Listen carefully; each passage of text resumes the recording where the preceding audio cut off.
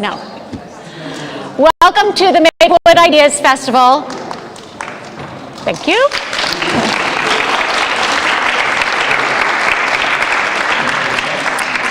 I'm Sarah Lester, the director of the Maplewood Library, and it's an honor to welcome Nancy Solomon of WNYC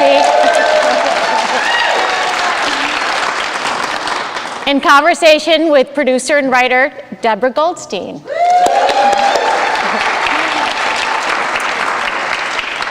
In 2014, the inaugural year of the Ideas Festival, we presented Columbia High School graduate and best-selling author Judith Viorst with the first Maplewood Literary Award. Viorst came up to Maplewood by train and told me she was staying with friends. In our small Maplewood world of creative and talented people, one of her friends happened to be Nancy Solomon. Nancy has been a true champion of our library, has participated in previous Ideas Festival events, and we are very excited to present her with the Carol Buchanan Award this evening.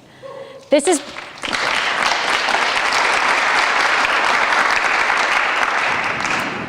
has been an inspiring festival of events, and we look forward to seeing many of you tomorrow night at 7 p.m. at Town Hall for award-winning author Ibi Zoboi. Ibi Zoboi will be receiving the 2022 Maplewood Literary Award and will be in conversation with Jane Folger, our head of youth services. On Friday at 3:30 at Town Hall, we welcome Mandy Gonzalez, Broadway actor and author and star of Hamilton, for a family-friendly event to close out the festival. Thank you to the New Jersey Council for the Arts, the Friends of the Maplewood Library, the Maplewood Library Foundation, the Women's Club of Maplewood, Words Bookstore, and the New Jersey Council for Humanities for sponsoring our festival this year. And thank you to the staff at the Maplewood Library for putting this festival together. We're looking forward to breaking ground on our new main library. And while we're building for the future, please visit us at the Hilton Branch Library for Children's and Teens Services and 129 Boyden for Adult Services. And now to present the Carol Buchanan Award, Deputy Mayor Vic DeLuca. Thank you, Sarah. And let's thank Sarah Lester, the director of our library.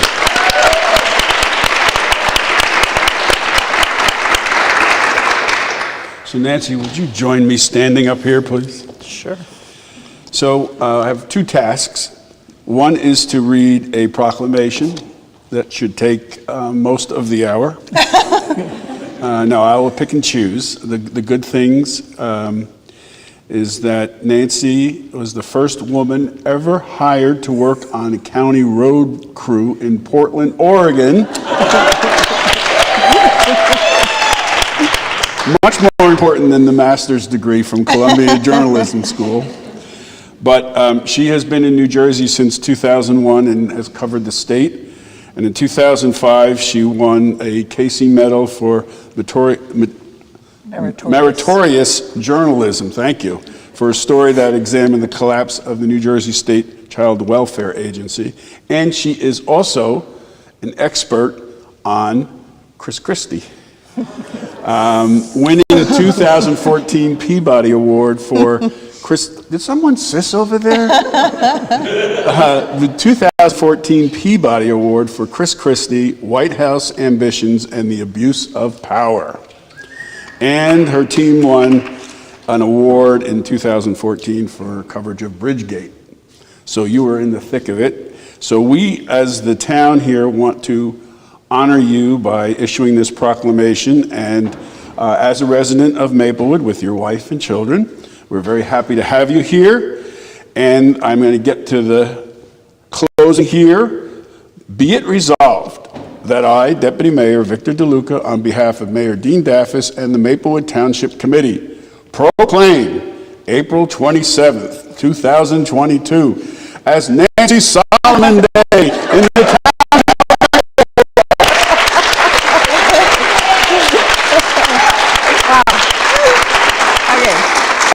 From now on, I have a parking spot permanently in the building. For 5 hours. Because tomorrow somebody else's day. I know. Yeah, but you can enjoy it for the rest of the evening. We're going to do the awards coming next.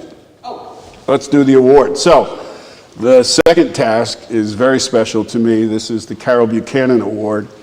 And Carol, I don't know who knows those who knew Carol, she was a longtime resident. Carol and Jim, they were very involved in the arts and in the Hilton Neighborhood Association and in the Hilton neighborhood in general. But equally important was Carol was one of the strongest advocates in the town for the library. I appointed her to the library board in 1999, and she served for all those years. Carol also was the first person to tell me every year that don't you ever think about closing the Hilton branch of the library. She was the person who kept that branch open, and today, thank goodness, because it is just a thriving place for children right now. So we are very happy each year to pick out a special person who we can share Carol's legacy with by awarding the Carol Buchanan Award. So we have this beautiful globe, and it actually says Maplewood Library, open for all, Nancy Solomon, Carol Buchanan Award 2022, and this was designed by Glassworks, is that right? Glassroots, right. And so we give out 2 awards every year during the Ideas Festival, and you get the cool one, the Carol Buchanan Award, so congratulations. Thank you.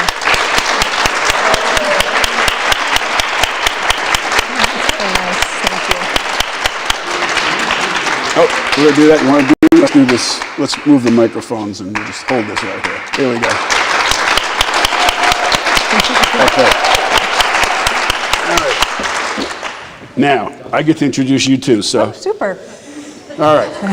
So Deborah Goldstein, she's a producer with The Takeaway, which we all listen to. And it's, of course, podcast and NPR, and focuses on conversations with Melissa Harris Perry.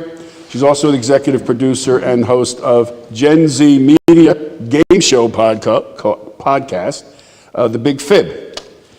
And she's a resident, sorry to say, not in Maplewood, but in South Orange. And as you wrote to us, you live in South Orange with your lady spouse and 2 man children. Correct. That is correct. Ladies and gentlemen, enjoy the evening. Thank you very much.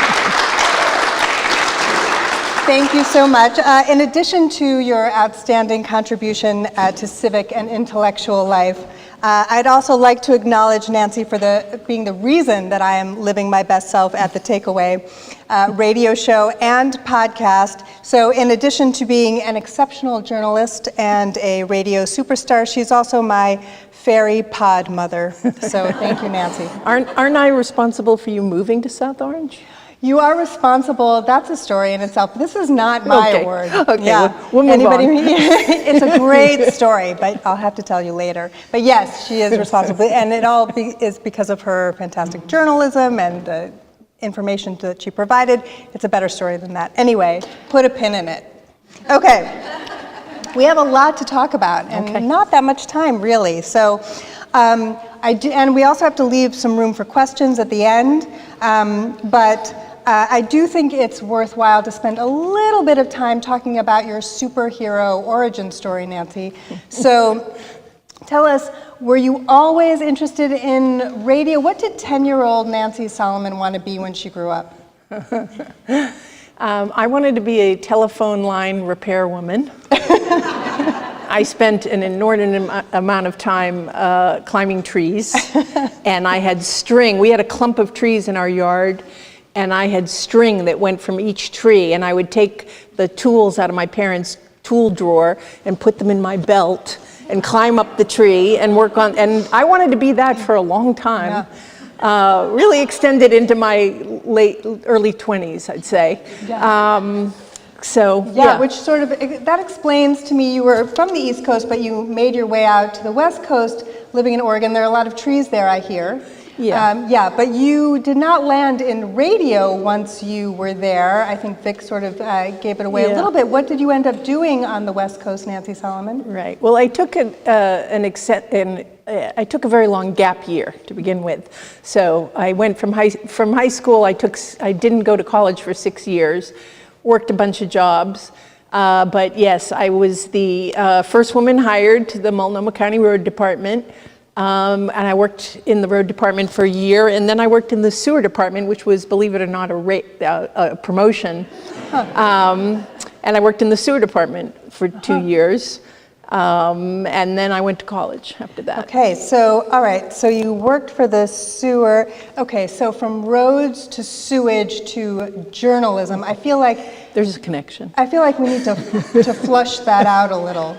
So, Grown. so That was good. Very good. it was terrible, but that's what I do best, terrible. So let's talk about that.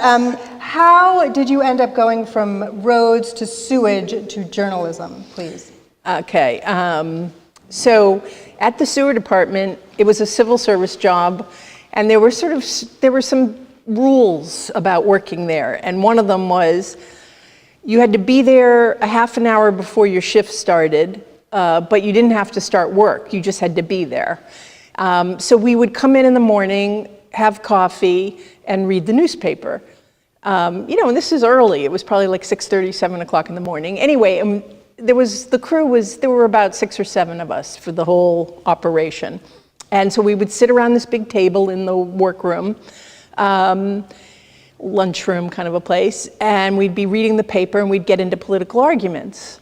And I would get frustrated that the guys that I worked with would sort of quote things, or they based what they believed in what they were reading in the Oregonian, our local paper, and I often disagreed with it. And so I started to sort of get this sense of started to feel like, I want to be the one writing those articles. And I didn't really know if I could write. I had not had much of an illustrious high school career. But I just thought, and the other thing that I didn't tell you when we talked about this was the sewer department paid for me to go to night school to get my wastewater certificate, which meant that I got a bump in my pay if I did that. So I did it. And when I went to night school, I really enjoyed it. And I thought, this going to school thing is actually kind of fun. And so I started to think, I'd like to go to college, but what would I study? Well, I'd like to be the one writing newspaper articles, so let me take a shot at it. Very good. And so I love how the conversation about news is what spurred your interest.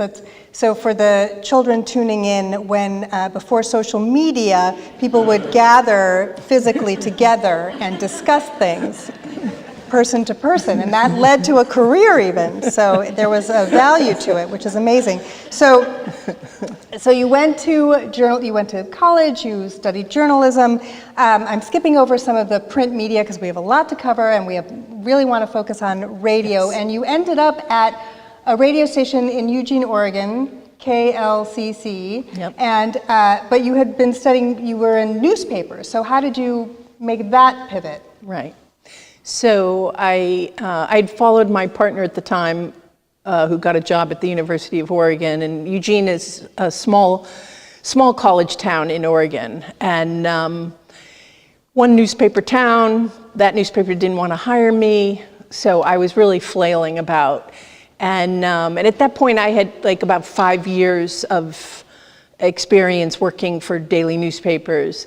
And people kept saying, hey, you should volunteer at the public radio station. And I think, I'm not going to go lick stamps. I'm a journalist. I want to be a journalist.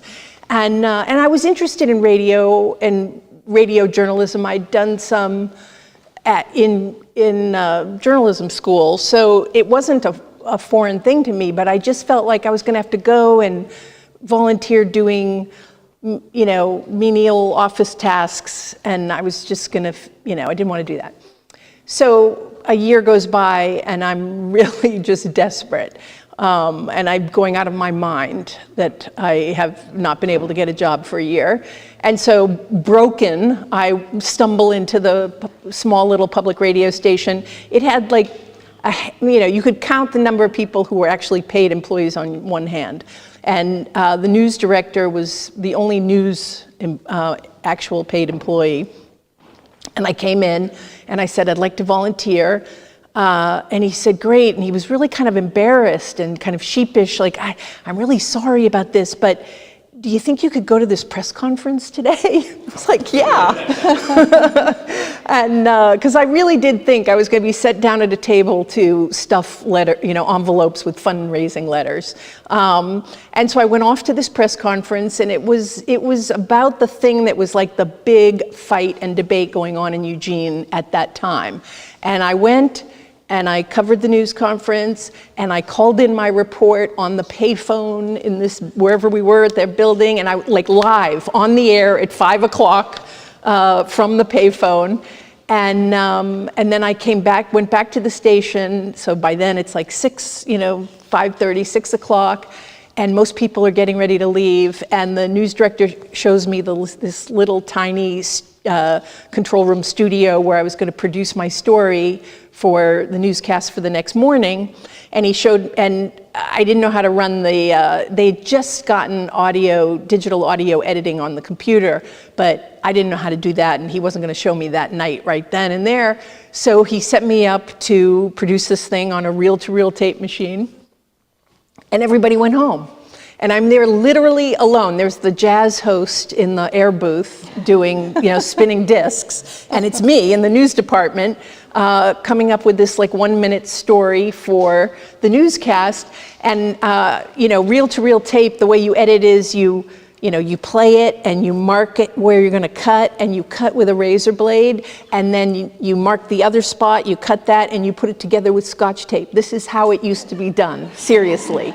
And so I'm doing that, and I somehow cut the word "the" out of the piece of tape I want to use, and I can't find it. And I'm literally down on my hands and knees on this like dirty office carpet with tons of old tape that's just been left there, like balls of tape and dust and dirt. And I'm down on my hands and knees looking for the word "the," which on a piece of magnetic tape is like this big. And I eventually found it. And I finished my piece, like it was midnight or so.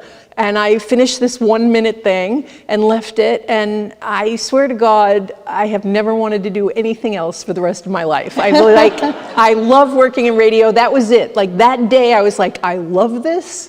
This is all I want to do. Amazing. And it looks a lot different now. We're going to come to that. We'll skip ahead. Spoiler alert, it looks a lot different now. You're not fishing on the ground looking for the. Right. It's a lot different. But there's still that excitement of creating a story, of producing it yourself, of scripting it, and coming up with a minute. Even that just 1 minute is such an achievement. And so you found your forever career, and you also found your way to New Jersey eventually. Where you have stayed. Now, clearly you are not adverse to shifting gears and relocating, and yet you've been working in New Jersey in public radio specifically for over 20 years now. So there must be something to it, right? So what is it about New Jersey and public radio? I'm assuming you already got the tote bag. So what is it that keeps you doing those things? Well, I always say to people that being a reporter in New Jersey is the best beat in the country. It's just so messed up here. And so there's endless, how could I not continue? There's just endless great stories to do, and you can just pick them low-hanging fruit right off the trees. So thank you. Christie was the peak of my career. How could you not love that guy? Kind of. Well, like kind of loving Tony Soprano. Sure, from afar. Well, I'm glad that you feel that way because you were, we'll come to that in just a second, but that's great. I would like to talk about all that low-hanging fruit and all of those stories then. I'd like to talk about some of the very few, you've done so many stories and series in your career, but I'd like to ask you about a few of them, which I think kind of encompass what is so incredible about New Jersey journalism and radio and you and all that. So I want to start with the series that you did covering the New Jersey foster care system, for which you won a 2005 Casey Medal for Meritorious Journalism. And tell us a little bit about that story and how you covered it. Okay, well, this one was not funny. So basically, the state of, the foster care system in New Jersey used to be called DYFS, Division of Youth and Family Services, and it was in a state of collapse. And in fact, Martha Raymond is here and is the person responsible for reforming and improving it and holding its feet to the fire by virtue of a federal lawsuit and federal monitoring.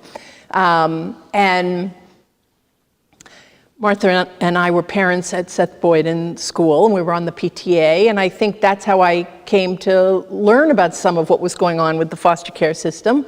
But anyway, there was a huge story that happened, this horrible tragedy where these 2 boys were basically starved to death in the basement of their Newark home. They were foster kids, and they were like, it was just horrible. And so that brought all this attention and interest in what's going on. And so I tried to understand, how could something like that happen? Why was the system in such bad shape? Why was it failing children? And so, yeah, that's basically what I did. Yeah. And so I did a bunch of stories for NPR about that. Yeah, very tough, I would imagine, to do. I mean, news is not always very cheerful, but especially when you're covering something that has to do with children, that must have been difficult. I wonder how you resist despair. I mean, do you ever dream about happier days working in sewage? Those were happy days. You should have seen the time I fell off the truck. And,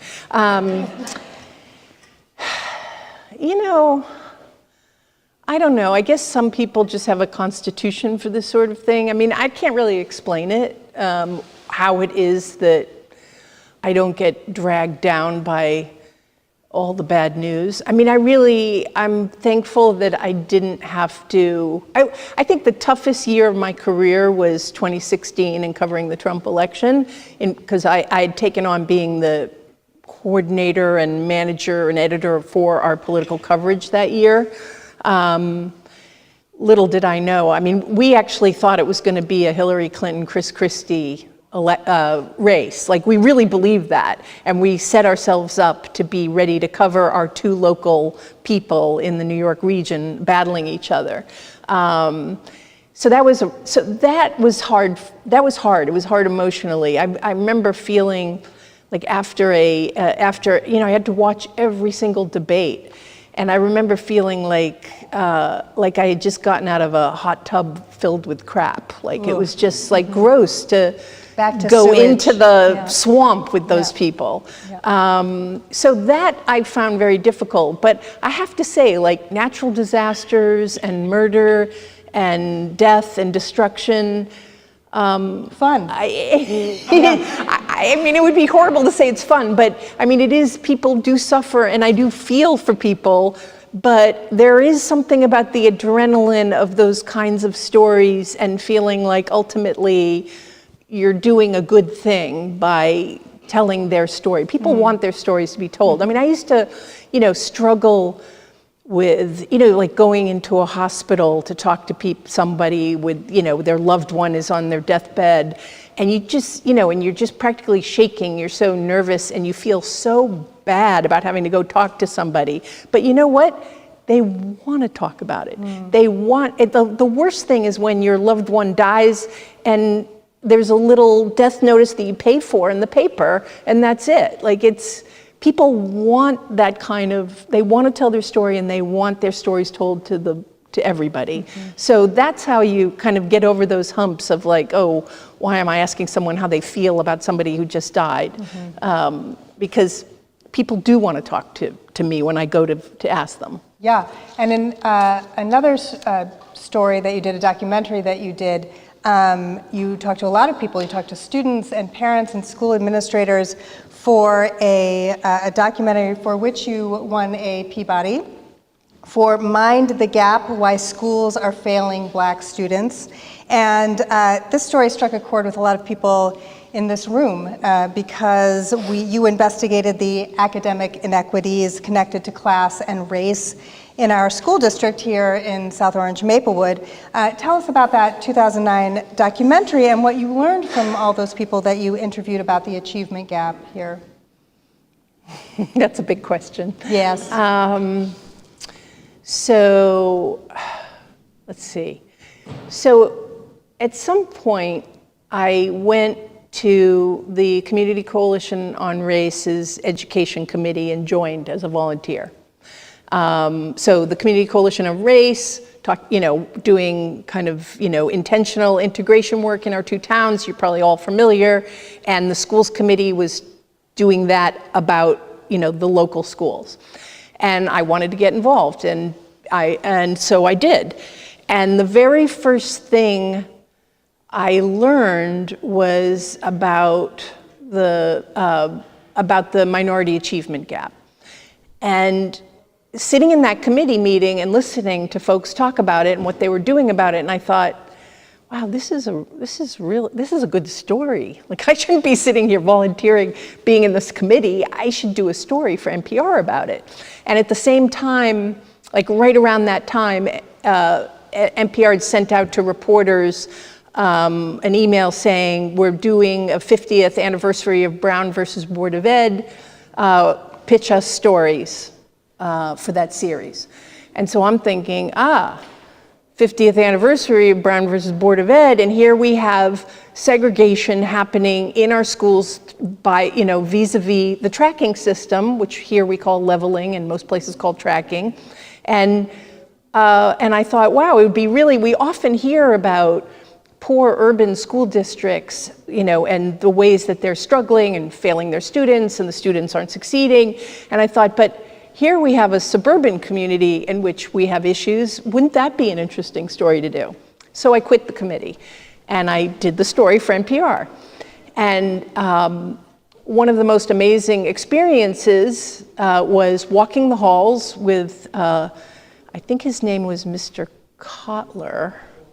Anybody remember? A teacher, Kotler? Yeah, and who, by the way, drove a gorgeous VW camper bus. But anyway, he took me through the halls, and we would peek in at classes and do this game that students and faculty were aware of called Guess the Level, in which you looked inside the class, you looked at the racial makeup of the students, and you guessed what the level was, what the tracking was. And he did it perfectly without making a single mistake, and I recorded it, and that was the open of the piece.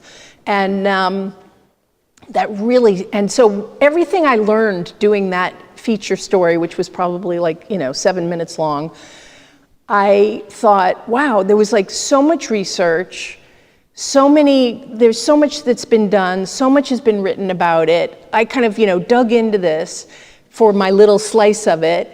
And then I thought, well, here's the committee working on this, but nobody's really talking about the fact that there's all this academic research, and we should really understand this problem better. So after I did the piece, I went back to the committee, and we worked on that, and we dug into the research, and we held a study group. I might have this a little out of order, but anyway, long story short, then I saw another posting that was from Columbia University saying, we have this new fellowship, you can apply, and they're fellowship in education reporting. It's a 1-year program. They pay you a salary for the whole year to work on one story. And I just felt like I had just skimmed the surface, and I knew there was more to do on that topic, and I was super interested in it. Pitched that, got the fellowship, spent a year. I tried to do it elsewhere because I thought, I do not want to do this story about Columbia High School. I've got to go shopping every week, and I'm going to see people, and it's going to be rough. So I reached out to a bunch of different school districts. I remember Teaneck was one of them, looking for the same demographics as Maplewood, South Orange, sort of middle-class suburb that is racially diverse. And nobody would let me come into their school. And because I'd been involved with the schools committee, I knew, and I'd been involved with the PTA and Seth Boyden, and I knew Brian Osborne, who was the superintendent at the time. I mean, I just knew him a little bit, but I knew him to call him and ask him. So I called and asked him if I could. I was kind of getting desperate because I couldn't find a school that would let me in. And I called him and he was like, sure. And he set up a meeting with the principal at the time, Lovey Lilly, wonderful, lovely woman. And I don't think she would have ever let me in the school if it hadn't been for the call from the superintendent.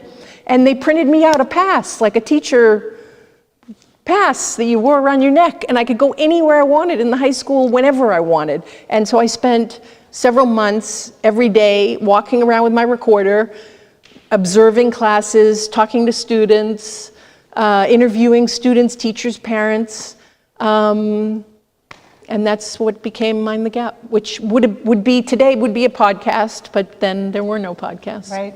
And I remember at the time, this was over 10 years ago, and I had small children, and I thought, I'm so glad somebody's doing this reporting, because by the time our kids get to high school, things will be better. And you had a middle school student at the time. Now you also have another middle school student and a high school student who is about to graduate. Congratulations. And so after all this time, 10 years plus, are things better? Have they changed? I think things have changed a little bit. Certainly there is now more choice that students and parents can have about what track their student is in.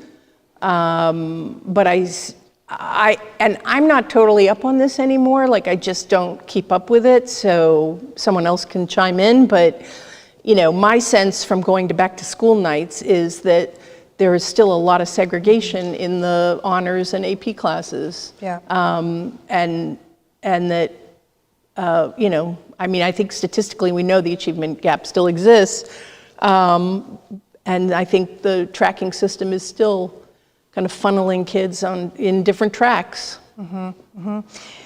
So I want to talk about that a little bit and your expectations. When you do all of that research, you spend all of that time, you come out with an award-winning documentary, and things don't feel like they changed that much. Are you frustrated, or do you have different metrics for success that allow you to feel fulfilled and that you haven't wasted your time on something that clearly requires solutions and conversation? Sometimes I feel frustrated, but mostly I feel like, I think every journalist wants to see impact from their work. It's sort of the gold standard of success in what we do.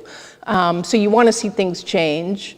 I think, the times when things do change, it's always because there are activists who get involved in something, and so I feel a certain sense of satisfaction that I have kind of, spurred that along a little bit, brought a few people into the fray. I think the two things, they have to go together, that you need to shine a light on the problems, you need the journalism, but you also need the community and the activists and the politicians. And so, I guess you get to a certain point in your life where you sort of accept the little bits of the needle moving. Mm-hmm. And, I have, in my mind, I have a few things that I'd really like to see change in New Jersey, and once I get that done, I can retire. Once you change all the things. Yeah. Okay. Okay, so we don't have that much time. I want to actually get to your most recent podcast. I was going to talk a little bit about Christie, because you also won another very deserved Peabody Award in 2014 for when you were managing editor for your coverage of Chris Christie, White House Ambitions and the Abuse of Power. And I urge everyone, there's a year long worth of coverage from reporters like Matt Katz and Andrea Bernstein, and it's fantastic coverage. And I don't mean to skip over it, but I do want to kind of get to something very exciting, which is your most recent podcast, which just dropped. So I'm skipping it. Here's this page. I'm skipping it. So Chris Christie's old hat. They all know it anyway. He doesn't need any more air. Okay, but it was great coverage and kind of very exciting. And anyway, you should all listen to it if you didn't listen to it, if you weren't up in your speakers the whole time. But anyway, if you haven't heard the news, the first episode of Nancy's new political murder mystery podcast dropped yesterday. We're going to play a trailer, but before we do that, applause, yes, very exciting. So tell us what we need to know before we play the trailer from Dead End, a New Jersey political murder mystery. Okay. So I think you don't need to know anything to hear the trailer, but what I will say about this project, and I'm very nervous and excited about it, one episode is out. The second one drops tomorrow at 5 a.m., and then we'll go once a week starting next Tuesday. For 7 planned episodes, we may throw a few extras in if news breaks. You'll hear what it's about, but I'll just say this about the trailer, and then we can talk about it more. But so in 2019, I spent a whole year trying to kind of uncover and explain and and kind of investigate a political machine in South Jersey that really controls all of South Jersey and a good deal of the whole state in terms of the politics of the state legislature, that sort of thing. And it went well, but it's hard to get people to it's a hard story to stay with, it's a hard story to hold on to, it's a hard story to explain, and I was very frustrated by that. And I never felt like, it never had the traction that Bridgegate had, because Bridgegate was so kind of just crazy, and you could picture it in your mind like people stuck in traffic because this governor wanted to be president, and was punishing the members of the other party, not his own party, for not endorsing him. And so it was like people could hold on to it and relate to it, relatable. And the work that I did in 2019 was not particularly relatable. And so then I stumbled upon the connection of that work and those kind of problems and scandals to the death of a prominent couple that happened in 2014. And that's when I sort of hit on the idea, wow, I'm a big fan of detective stories, true crime podcasts, even Only Murders in the Building, which makes fun of people like me. So I just thought, if I could hook listeners with a murder mystery to tell the story of political corruption in New Jersey, that might actually land well. That might actually grab people and stick. And so that's what I tried to do. We can now play the trailer. Play the trailer, Robert, please. He said okay.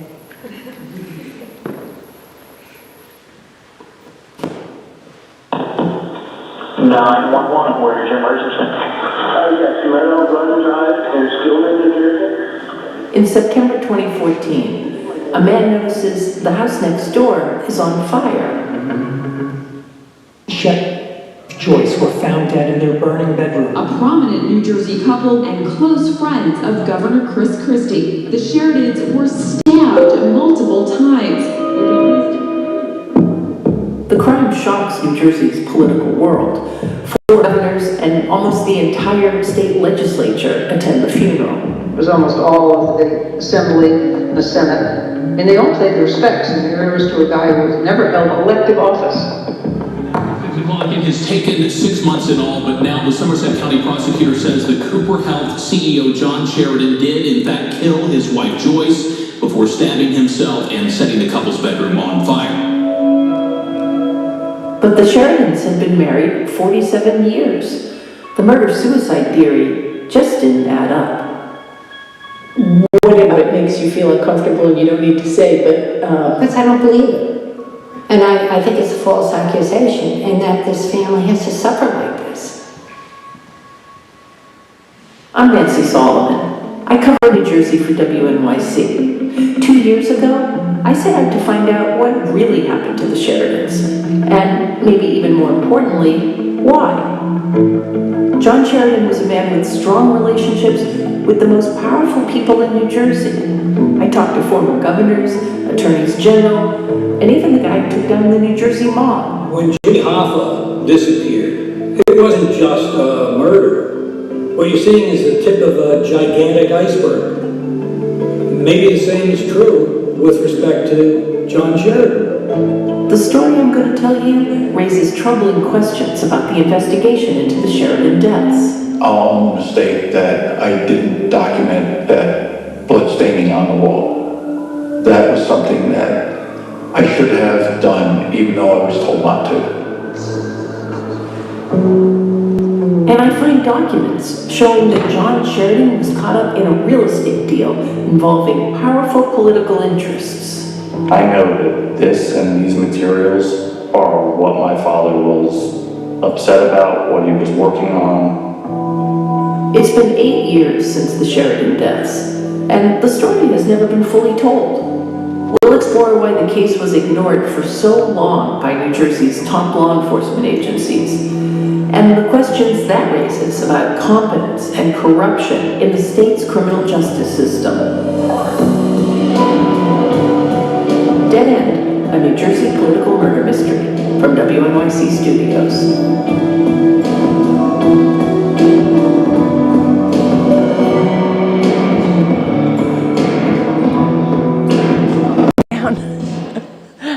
Awesome. Right here, yes. Thank you. Very exciting. Well, I'm on the edge of my seat, but not literally because that would be uncomfortable. But very exciting. And I've listened to the first episode as well. I don't know if any of you have, but you'll be hooked, really. Yeah. Waving. So that's very exciting. You have a couple of clips from the first episode, too. Yeah, but maybe we should skip them. Oh, we're going to skip it. You should listen. How many people want to ask questions? Yeah. Would you like to ask questions, or should we listen to more? Yeah. It depends on if you're so feeling let's skip lazy the or- other tape. Okay, fine. We can talk about it a little bit if you have Fine. questions. We're gonna. If you have questions about the first episode, I would like to know: I don't want you to give anything away. Are we going to come to the end and feel a sense of closure, or will we have more questions and look forward to possibly a season 2? There will be no season 2. Okay. Not for me, at least, Okay. as far as I know. I think the thing that I'm most worried about is whether there'll be a sense of closure at the end. I would have liked to have solved the murder, and I haven't yet. And I feel like, I have things to say. I have things to say about political machines, the Attorney General's office, this whole corrupt deal. And I think, by the end, I'm hoping it's a satisfying ending.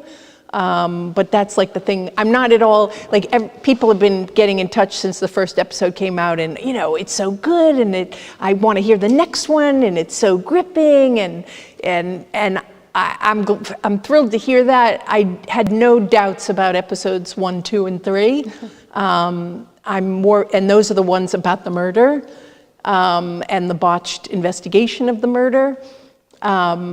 That's where the incompetence comes in. But once I get into the corruption, I know that there are people in New Jersey who are really into this stuff, but will it hold the true crime podcast listeners? Will it hold their attention? Will it be satisfying? I think that's the part that I'm nervous about, but only time will tell. Yes, I'm guessing it will. All right, well, thank you for that. And so I just feel like it's, you don't need to respond to this. I do feel like it's the, coming to podcasting and long form radio. It's kind of the intersection of everything that you love about radio: storytelling, collaboration, and all things New Jersey and politics. So I hope that you've at least enjoyed the ride, Oh, I even if loved there isn't it. a season 2. Yeah. Good. All right, well, I very much enjoyed learning more about you and your journalism career. And before I turn it over to, turn the conversation over to our audience, I just want to thank you, Nancy, again for your time here tonight and your commitment to journalism and to radio and to New Jersey as well. Thank you very much. Thank you.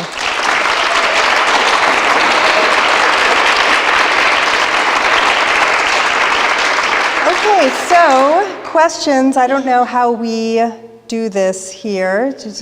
You can ask them and speak loudly. Yes, in the back with the hand up. Yes. Yeah, thank you very much to both of you for a great conversation. And Nancy, congratulations on your award, much deserved. Just a comment and a question. Just hearing you on the radio is always so comforting because you're a trusted source and you tackle really important issues. So thank you for that. Also, I'm curious about how you would describe your experience with Governor Murphy and ask Governor Murphy. He's a pretty talented politician. He's pretty wild, actually, in his ability to respond to tough questions. So how do you hope him to tackle? Great question. I haven't been able to very well, I don't think. I mean, one of the things that frustrates me, so Ask Governor Murphy is a monthly show that we do. It's on with WNYC, WBGO in Newark, and WHYY in Philadelphia. And, you know, I was very excited to have the opportunity to do this show. And I'm the host and we take phone calls. And, you know, I'd spent 8 years listening to Ask the Governor, which was Christie's show on a conservative talk radio station. And I would have given anything to have been able to ask him a question. You couldn't get through on the phone lines, and the questions were all softballs because it was conservative talk radio.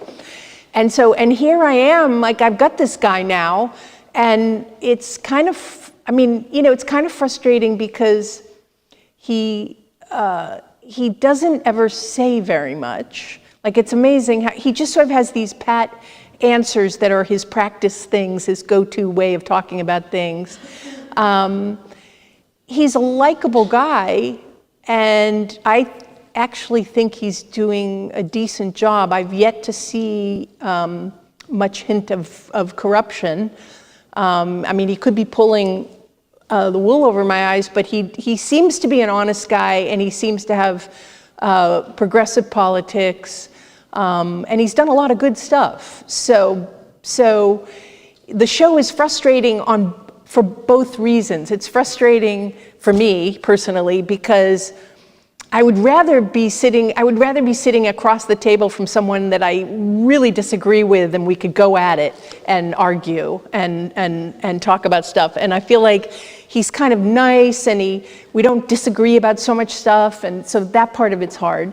And then but then he also just really doesn't ever answer the questions fully. Like, he just always has these pat answers, and that frustrates me. And I often feel a sense of failing of myself, that I'm not somehow putting him on the hot seat and getting him to disclose. Like, we never break news on that show, and it frustrates the heck out of me. So I'm sorry he's not more corrupt. That's too bad. So you know, it's obviously, I mean, this has been a lovely evening, and it's so nice, all these nice things about me and great things that I've done, and I'm very happy. So, but I will say, like, that you went right to the thing that could be a frustration for me, and I welcome it. But you know, let's just temper it and say I'm not perfect.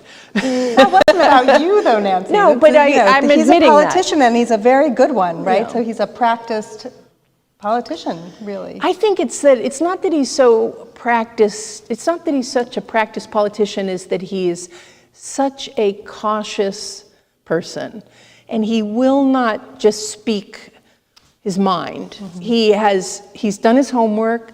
He knows what questions to expect. He's been prepped by his communications staff, and he has his way that he's going to talk about it, and it's very hard to push him off of that. Any other questions? Any other questions? Yes. This is Eugene.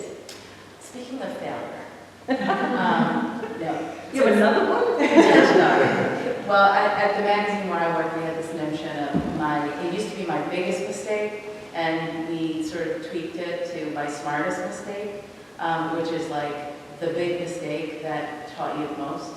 I know I'm putting you on the spot with that, but if you can think of one, what would that be? The big mistake taught me the most?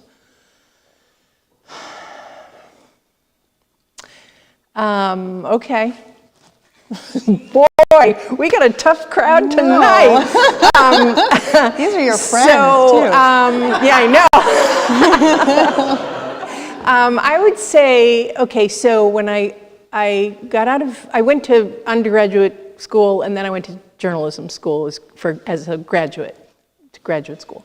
When I got out of journalism school, I was unemployed and struggling.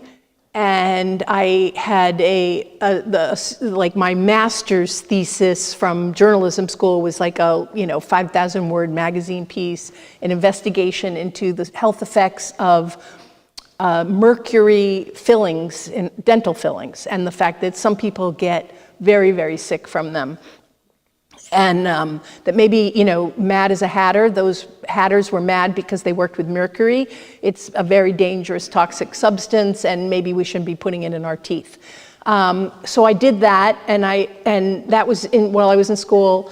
I'm out of school, I'm unemployed. I pitched the story to, I'm back in Portland, to the Oregonian, and they want it, and they're gonna do a big magazine piece. Wait, I'm confusing this. It wasn't the Oregonian, it was Newsday, was going to do a magazine piece. And I've been working on it with them. I've given them the story. We've fact checked it. We've done everything. And they've got it literally laid out in galleys, and I'm proofing the galleys. And this is like my big break, right? Like, I'm going to publish this big magazine story, and I'm going to get a job. And this is how I'm going to get a job, because I'm going to have a real clip. That's all, that's what you need in journalism. You need a clip. I don't even know what they call it nowadays. So anyway, a link. So anyway, when I was working on the story, the main person that I really needed only granted the interview if they could see the story before it was published. And I said, yes, and you should never do that. And this is why. Because when the fact checker reached out to this person, and they then got in touch, like they called the magazine somehow, I don't remember all the details, it was a very long time ago, but the person called the magazine and told them that, they had like little details that were wrong, like you called me a dentist, but you said dentists and doctors, but we're all doctors, it's dentists and physicians. It was that level of mistake, and he had like a whole page of them, and they were like, what the hell? How does he have a copy of this? And they canned it, and that was the end of that. So that was a big mistake, and I learned never to give someone what's called pre-publication preview. Nice. Do we have another question? We have Allison over here. Let's go to, yes. Oh, okay. So were you surprised when Sweeney lost, and what does it mean for North Cross's machine? You could have picked me up off the floor. Yes, shocked. It was, I think Matt Katz and I talked about it on the air being seismic. Because not just was it shocking that he lost, this is Steve Sweeney, Senate President for the state legislature, probably like the third or fourth most powerful person in the state. He had been there the longest that anybody had ever been, the president of the Senate, like about 10 years. And he was, and he used that power to advance the goals of the South Jersey machine. And, and it was just shocking. He's the one who lost to the truck driver for the furniture company, who spent something like $1,000 on his campaign. So yes, it was really surprising. And it's super interesting now what's happening politically in New Jersey, because Phil Murphy could not get a lot of stuff through the legislature because he was being blocked by Sweeney. And Murphy was at the diner table when the deal was made to put Nick Scutari there as Senate President. And I have a lot of issues with Nick Scutari. I've done a few stories about him. I do not consider him the most honest politician in New Jersey, I'll say that. He's got some serious problems in his background. But now Murphy has a seat at the table there, and so it's possible that the ruling Democratic Party could actually get some stuff done now. We'll see. Nice. Thank you. I think we can take one more. Yeah. Yes, sir. Yeah, just a question about the difference or similarities between print and radio journalism, and I wonder if you, in radio, for example, feel more responsibility in how you report something than what we would read as a written word. Because of the ability to, by inflection or intonation, be able to switch things one way or the other. I'm just curious about that. Yeah. That's a really good question. So, some of the skills, some of the things we do are exactly the same in terms of reporting stories. And, checking the facts and coming up with a narrative that makes sense. I think, writing for the ear is very different than writing for the page. Not so much about how you read it in inflection, and I will answer that part of your question, but more because you can't, when you're listening to the radio, you can't back up and read the sentence again if it's confusing, like you can when you're reading the New York Times. So you have to write in short declarative sentences, and you have to break things down and make them as clear as possible. And I'm not saying we always do, but that it's a different style of writing. And that's something that some people, I think, are often surprised by, even the fact that it's writing. Like almost everything you're hearing on the radio, is certainly during the morning and afternoon drive when Morning Edition and All Things Considered is on, whether it's NPR or whether it's WNYC, what you're listening to is written. It is written and it is being read. Nobody is opening up the mic and just talking. That happens, on the Brian Lehrer show, in the midday shows, you get some of that more just conversation or the takeaway. But in those shows, the time is really tight. You've got, 4 minutes to tell your story, sometimes only a minute, depending. So you've got to be like, you've got to have it written down. So that's that part. So the writing is different, and how you write and how you edit a radio piece is different, so that it is for the ear. And then the way you read it, I think people attempt to just sort of read it as kind of down the middle of the road as possible. Although I think it's funny, I hadn't really thought about it. It came up in doing the podcast. Oh my God, my editor and my executive producer tortured me on what we call tracking, the reading of the script, because they want, the style of younger radio journalists these days is to sound much more off the cuff and conversational and less like authoritative news voice. And I came up in the profession with more of a authoritative news voice. So they're trying to break it out of me and get me to be more conversational. And they would force me. I had to do it so many times. And we're talking about, this is, 3 or 4 hours of radio. So, 200 pages of script or whatever.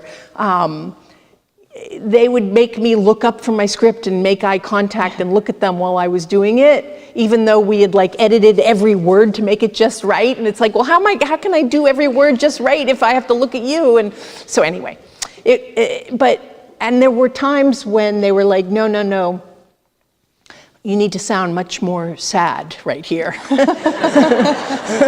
We're talking about two people who were murdered, brutally murdered, like take it down a few notches.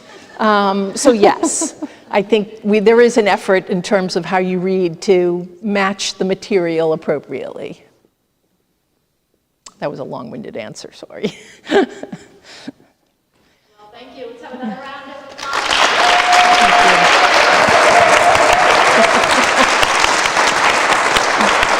Thank you.